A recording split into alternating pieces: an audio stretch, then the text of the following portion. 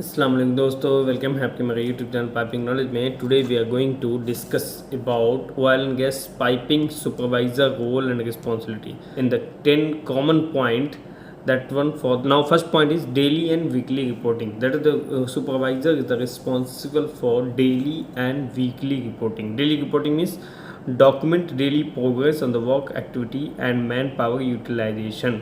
मतलब daily reporting के लिए आपको एक डॉक्यूमेंट प्रिपेयर करना है जिसमें आपका डेली प्रोग्रेस होगा और मैन पावर का यूटिलाइजेशन होगा, आपने क्या क्या मैन पावर का यूटिलाइज किया है।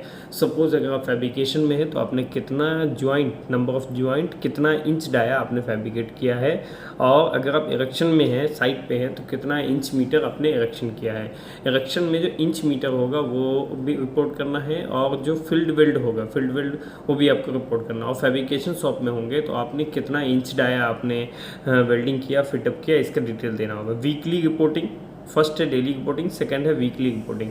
वीकली रिपोर्टिंग मतलब compile the analyse the data of spool erection, आपको जो स्पूल साइड पे इरेक्शन किया है, इंस्टॉलेशन ऑफ आइसोमेट्रिक वेट, आपने जो स्पूल इरेक्शन किया उसका इंच मीटर देना है, जो दो स्पूल आपस में वेल्डिंग किया उसका इंच डाया देना है, आपने जो सपोर्ट इंस्टॉल किया लाइक पैड हो गया, गाइड हो गया, या सैडल हो गया, या फिर एंकर सपोर्ट है, जो भी आपने इंस्टॉल किया है उसका वेट के हिसाब से आपको देना है। वेल्डेड इंच डाया, आपने कितना वेल्डेड, सपोर्ट ज्वाइंट, सपोर्ट का जो पैड ज्वाइंट है रनिंग मीटर में उसमें ज्वाइंट आता है, and material availability to the excess of remaining fund, जो आपका वीकली रिपोर्टिंग में रिमेनिंग फंड भी आपको बताना है कि हमारा आगे का फंड ये बाकी है, उसका मटेरियल अवेलेबल है। ओके, सेकेंड पॉइंट है सब कॉन्ट्रैक्टर कोऑर्डिनेट। आपके पास अगर कोई कॉन्ट्रैक्टर है तो उसको भी आपको कोऑर्डिनेशन है। सब कॉन्ट्रैक्टर कोऑर्डिनेशन का मतलब होता है टारगेट अचीवमेंट।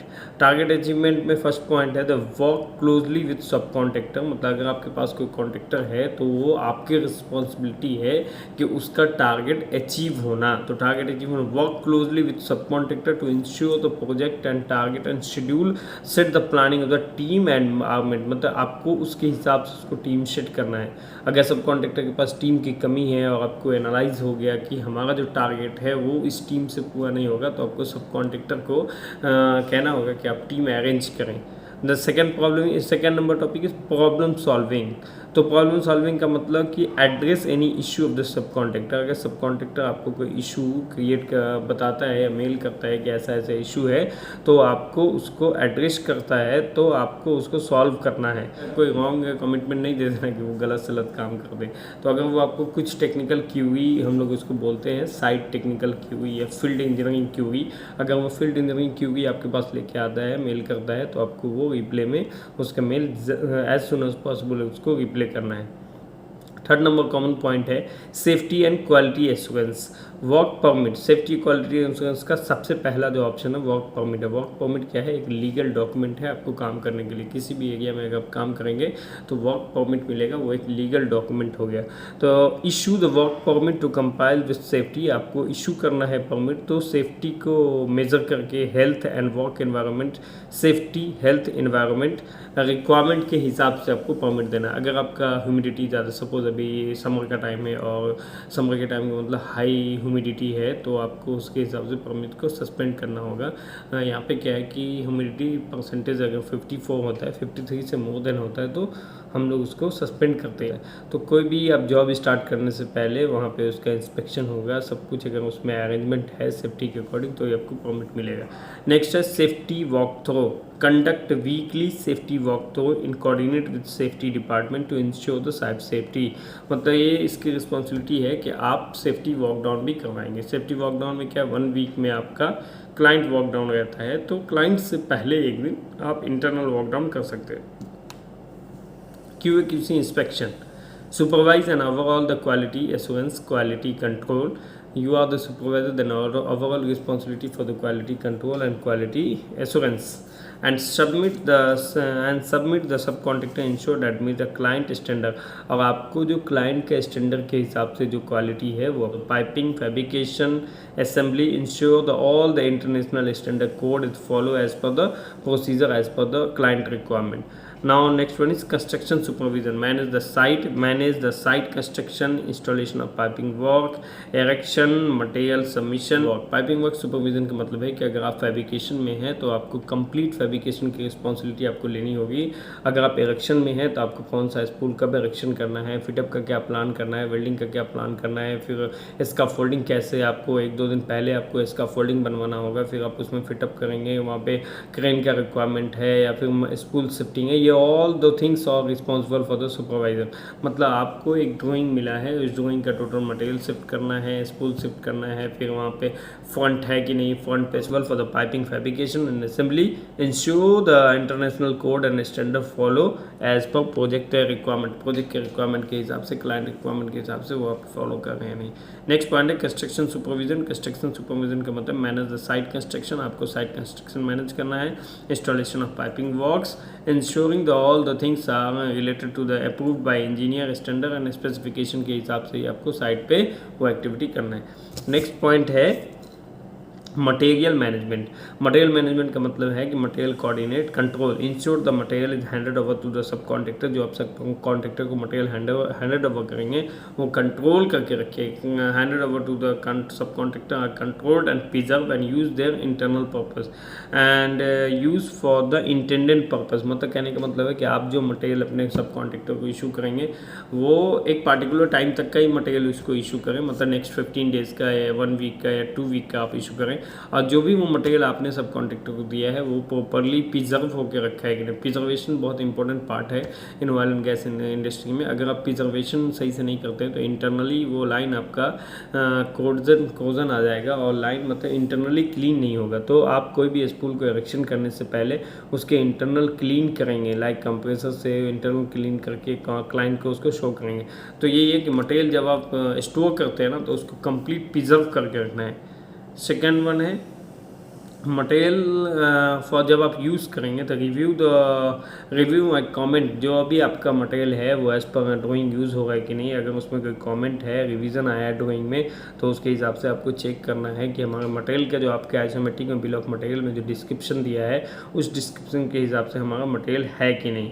जो भी मटेरियल आपके डिस्क्रिप्शन में दिया है मैट कोड के अगेंस्ट में वो कंप्लीट मैच करके तभी आपको यूज़ करना है। नेक्स्ट है HSC and risk management on job safety. मतलब जब आपका जॉब चलेगा तब safety promote the safe work practice, आपको प्रमोट करना है सेफ वर्क प्रैक्टिस का। And rectify the job hazard. अगर इमीडिएटली अगर कोई साइट पे जैसे हाउसकीपिंग प्रॉपर नहीं है, कुछ ऐसा साइट पे है जैसे एक्सवेशन हो रखा है, तो आप उसको प्रॉपर बैरिकेड कर देंगे, या कोई भी प्रॉब्लम है साइट पे जिससे हजार्ड होने का चांसेस है तो आप उसको इमीडिएटली रेक्टिफाई करेंगे। And practice to the HSC meeting, आप डेली HSC मीटिंग रखेंगे, टूल बॉक्स टॉक करेंगे daily, and daily job site walks करेंगे। आप मतलब जॉब साइट को डेली चेक करेंगे। नेक्स्ट है उसका permit to work system, the act of the performing authority. जो काम करता है जैसे सुपरवाइज़र है वो परफॉर्मिंग अथॉरिटी हुआ, परफॉर्मिंग PA जिसको हम लोग बोलते हैं, performing authority for PTW ensure the coordinate with the work contractor क्या है लिया है परमिट जॉब के लिए, वो सेफ्टी एंड प्रोसीजर के हिसाब से ही काम हो रहा है यहाँ पे, work is going on. Next है project education and monitoring. Project education monitoring का मतलब प्रोसेस मॉनिटरिंग है। पहला पॉइंट है process monitoring. Process monitor track the daily shop activity in the process. आपको कहने को होता है हमारा डेली शॉप एक्टिविटी क्या हो रहा है, the assign to the area, उस एरिया में उस एरिया पर्टिकुलर एरिया में हमारा क्या एक्टिविटी है, वहाँ पे मेंटेनिंग हाई क्वालिटी मेंटेन किया जा रहा है या नहीं, while the ensuring of safety also, and safety को फॉलो करके काम कर रहे हैं कि नहीं कर रहे हैं। ये आपको प्रोजेक्ट प्रोग्रेस मॉनिटरिंग के साथ साथ भी सेफ्टी एंड क्वालिटी को भी देखना है। constructability review, the particular of the construction review and review the contractor construction plan। Contractor का क्या प्लान है कंस्ट्रक्शन का, शेड्यूल क्या है, उसका मेथड स्टेटमेंट क्या है, जॉब सेफ्टी एनालिसिस क्या है। यहाँ पे क्या है ना, आप कोई भी काम एक्टिविटी करेंगे तो सबसे पहले आपको परमिट चाहिए, परमिट से पहले आपको JSA चाहिए, जॉब सेफ्टी एनालिसिस, मतलब आप सेफ्टी के क्या एनालिसिस करते हैं। आज जब JSA बनेगा, JSA बनने से पहले आपको मेथड स्टेटमेंट चाहिए, अब मेथड स्टेटमेंट बनने से पहले आपको प्रोसीजर चाहिए। तो सबसे पहले आपके जॉब का प्रोसीजर बनेगा, प्रोसीजर को देख करके हम लोग मेथड स्टेटमेंट बनाएंगे कि हम लोग ऐसे ऐसे काम करना है। जब मेथड स्टेटमेंट बना देंगे तो फिर सेफ्टी वाली टीम से मिलकर आपको जॉब सेफ्टी एनालिसिस JSS बनाते हैं, JSA। और जब JSA बनाएंगे तो आपका फिर JSA के बिहाफ पे आपका परमिट इशू होगा, एज ए परमिट इशू होगा तो आप काम कर सकते हैं। मतलब procedure, method statement, JSA then permit. तो प्रोसीजर में ओवरऑल प्रोसीजर रहता है, फिर मेथड स्टेटमेंट जो आप पार्टिकुलर काम करने वाले हैं उसके रिलेटेड जो भी एक्टिविटी रहेगी उसमें लिखना है, आपको मेथड स्टेटमेंट के हिसाब से ही काम करना है। ओके तो कंस्ट्रक्शन रिव्यू में क्या आपको देखना है कि जो हमारा 1 वीक का टारगेट था उसमें कितना कंप्लीट हुआ, जो प्लान है वो कैसे काम कर रहा है, प्लान के अकॉर्डिंग कर रहा है कि नहीं, जो हमने उसको टारगेट दिया वही कर रहा है, उसके बाद वो जो काम कर रहा है वो सेफ्टी को फॉलो कर रहा है कि नहीं, quality completion, commissioning. Mechanical completion क्या है, initiate the ensure the clearance for all the punch list before the commissioning. Mechanical completion का मतलब है कि आपने जो लाइन को इरेक्शन किया, सबसे पहले लाइन को इरेक्शन किया, अलाइनमेंट किया, अलाइनमेंट करने के बाद फिटअप वेल्डिंग किया, फिटअप वेल्डिंग के बाद होता है कि support all the things are welding, then all the completed the valve installation, bolting, torquing, ये करने के बाद आप लाइन को मैकेनिकल क्लियरेंस में डालेंगे। उसमें अगर कोई पंच पॉइंट है ए कैटेगरी का तो आप उसको क्लोज करेंगे। तो वो क्लोज होने के बाद आप फिर उसका टेस्टिंग कर सकते हैं। जब टेस्टिंग हो जाएगा तो लाइन को हम लोग कमीशनिंग स्टेज में लाइन को दे सकते हैं री स्टेटमेंट करने के बाद। जब टेस्टिंग के बाद आप उसका air blowing and internal cleaning करके लाइन को री स्टेटमेंट करेंगे, तो री स्टेटमेंट करने के बाद आप उस लाइन को कमीशनिंग को हैंड ओवर कर सकते हैं। कमीशनिंग पार्टिसिपेशन क्या है, तो कमीशनिंग क्या, पार्टिसिपेट इन हैंड ओवर, आप हैंड ओवर में पार्टिसिपेट करेंगे। एक्सेप्टेंस एंड कमीशनिंग प्रोसीजर, आप कमीशनिंग के प्रोसीजर को एक्सेप्टेंस करते हैं। फिर उसके बाद ensure that all the work compile with the project and scope and standard के हिसाब से, ये आप प्रूव कर, ये आप 100% श्योरिटी देते हैं कि हमने जो काम किया है, इंस्टॉलेशन हो या इरेक्शन हो, वो सब एकदम प्रोजेक्ट के स्टैंडर्ड और कोड के हिसाब से ही हुआ है। नेक्स्ट है documentation and hand over. Documentation का मतलब है कि एज बिल्ट ड्राइंग, आप जब आइसोमेट्रिक ड्राइंग के हिसाब से अगर आप काम करते हैं, सपोज ये ड्राइंग है आपका, और इस ड्राइंग में अगर कुछ भी चेंजेस होता है, सपोज आपकी लाइन नॉर्थ साउथ में जा रही थी लेकिन उसमें कुछ चेंजेस हो गया, तो या कुछ लेंथ में मॉडिफिकेशन, लेंथ में चेंजेस हो गया, तो एज बिल्ट ड्राइंग हम लोग बोलते हैं। Ensure in review and endorse to red line markup कहते हैं। रेड लाइन मार्कअप कहने का मतलब है कि रेड लाइन मार्कअप का मतलब होता है कि ड्राइंग में अगर कुछ भी चेंजेस हुआ है तो वो इंजीनियरिंग टीम से उसको मेल करना पड़ता है कि सर हमारा ये चेंजेस है ऐसा ऐसा, तो वो क्या करेगा, वो आपको एक red line markup and revision update करके दे देगा। तो रेड लाइन मार्कअप आपको मैं यहाँ से बाई हैंड बना के देना है, फिर वो इंजीनियरिंग टीम उसको अप्रूव करके और फिर उसका साइन अपडेट करके, रिवीजन अपडेट करके वो आपको दे देंगे red line markup. To as built drawing ensure the accuracy and future reference. Construction dossier, construction dossier मैंने ऑलरेडी एक वीडियो बना रखा है, डोजियर डॉक्यूमेंट में क्या क्या डॉक्यूमेंट लगते हैं, तो आप वो वीडियो देख सकते हैं। डोजियर डॉक्यूमेंट का मतलब होता है कि आपने जो कंस्ट्रक्शन डोजियर का असाइन द प्रोजेक्ट, जो आपको प्रोजेक्ट दिया था, स्कोप जो दिया था, वो टोटल स्कोप के अकॉर्डिंग आपने काम किया, उसमें जो जो एक्टिविटी आपने किया है, इंस्टॉलेशन है, फैब्रिकेशन है, फिर टेस्टिंग है, प्री कमीशनिंग, कमीशनिंग, तो टोटल आपको उसमें अपना क्लाइंट का साइन लेकर के फिर डोजियर डॉक्यूमेंट आपको सबमिट करना है।